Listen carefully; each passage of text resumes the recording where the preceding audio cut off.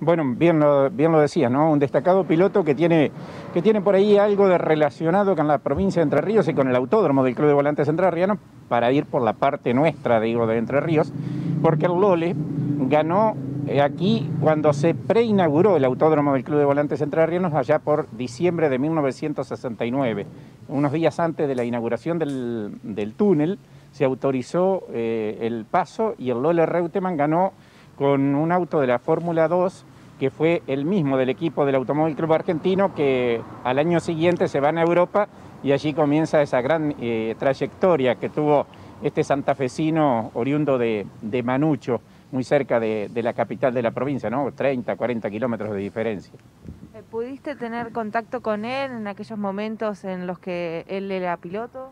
No, cuando piloto no, cuando se retiró sí tuve la suerte de poder charlar con él para la radio en el autódromo del Club de Volantes Entrerrianos y después quedó pendiente una nota que me había otorgado para la televisión, pero no estábamos y ahora cuando volvimos quisimos poderlo entrevistar, nos había concedido a través de la gente de Aimovich, porque él era cliente precisamente aquí, compraba sus vehículos y bueno, lamentablemente su estado de salud no nos permitió y es un dolor personal que siento no poder charlar con alguien que fue el ídolo para todos aquellos que ya estamos más cerca de los 60 que de los 30 o 40 de la nueva generación de pilotos, de aquellos que siguen la Fórmula 1, porque para nosotros Carlos Alberto Reutemann, el subcampeón del 81, que por su honor no vendió una carrera por plata, sino que no aceptó aquel hermoso... Recordemos esa anécdota respecto de ese subtítulo. Claro, al Lole le indican del equipo un cartel Jones Reut. Era el orden en que debía llegar porque Alan Jones venía en el segundo lugar detrás del Lole y él no hizo caso, ganó su carrera y a partir de ahí comienza el quiebre que hace que, bueno, para todos nosotros los hinchas, quizás él se llevó a la tumba ese secreto, le hicieron a que no pudiese lograr el título con tanta diferencia de puntos que llevaba allá por el año 1981 y que queda con ese subcampeonato que para nosotros, los amantes del automovilismo, por los rivales que ve en aquella época, es un campeón sin corona. 3 veces tercero en el campeonato de Fórmula 1 en el mundo, una vez subcampeón, indudablemente que es de los más grandes que dio la Argentina después de Juan Manuel Fangio, ¿no? Porque después del Lole hubo un puñado de argentinos que quisieron llegar, que algunos llegaron, pero ni cerca a la cantidad de victorias, la cantidad de grandes premios que corrió el piloto nacido aquí en la hermana provincia de Santa Fe. Bien, te vamos a dar el retorno para que Sebastián Gallego pueda hacerte una consulta, que está trabajando desde allí de piso. Eduardo, ¿qué definición? Eduardo, ¿cómo te va? Buenas noches. Un gusto charlar con vos. ¿Qué definición la de recién, ¿no? Después de Fangio, ¿Reutemann es el mejor piloto de la historia del país?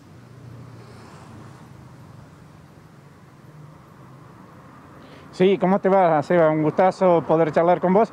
Vos fíjate, corre 146 grandes premios, gana 12 por campeonatos, 2 fuera de campeonatos, tuvo 35 podios en su historial, 6 pole position, indudablemente que esto demuestra que los rivales que tenían a la misma velocidad que por ahí hoy están corriendo, ¿no? Pero claro, con cambios en H, con otra tecnología. Denomina, había que soltar el volante a 200, 300 kilómetros por hora, con otra tecnología, lógicamente, y con rivales realmente que marcaron todo en historia y es reconocido a nivel mundial como uno de los grandes testers que dio también en la Fórmula 1 desde el 72 al 82, todos esos años que él estuvo corriendo, ¿no? ¿Y cómo nace su pasión por el automovilismo? Porque lo definen las crónicas como que pasa del tractor, de trabajar, de repente a subirse a un auto de carrera. No es que comenzó desde muy chico. ¿Cómo es esa historia? Lo que pasa es que en aquellos años no existía ninguna otra disciplina. Es decir, el karting no existía por aquellos años y el Lole, es cierto, él dice que comienza a manejar con los tractores, con el auto de su padre a los 7 años allí en Manucho y allá por el año 1965, a través de los hermanos Grossi, le permiten correr en una carrera en la provincia de Córdoba. Cuenta también por allí que, o contaba Lole, que se fue en el auto de su hermano Enrique, que era un Renault 4, y 8 o 10 días antes de la carrera para poder conocer el circuito. Era un apasionado del automovilismo, pero un tipo muy serio, muy responsable, que hacía que lo hiciera esas locuras, digamos, que incluso dicen algunos que solía marcar las curvas en los lugares más difíciles o cómo tenía que hacerlo. Y fíjate vos que el Lole tuvo, qué sé yo, en sus años, si sería difícil la Fórmula 1, que desde el 72 al 82 se mataron 18 pilotos de la Fórmula 1 en aquellos años. Es decir, nosotros debemos recordarlo como uno de los grandes y que por suerte lo tuvimos hasta el día de hoy, ¿no? Eduardo, como siempre, un placer hablar con vos y seguramente preparándote para lo que será tu programa y el TC en Concordia este fin de semana.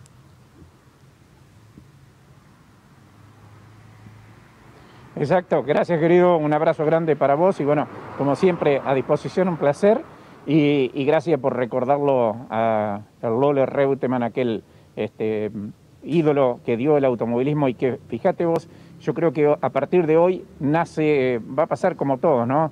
Después de que las personas desaparecen de este mundo, se transforman. Yo creo que muchos argentinos fueron demasiado exitistas y no se dieron cuenta que nosotros tuvimos al número 2 del mundo en la Fórmula 1.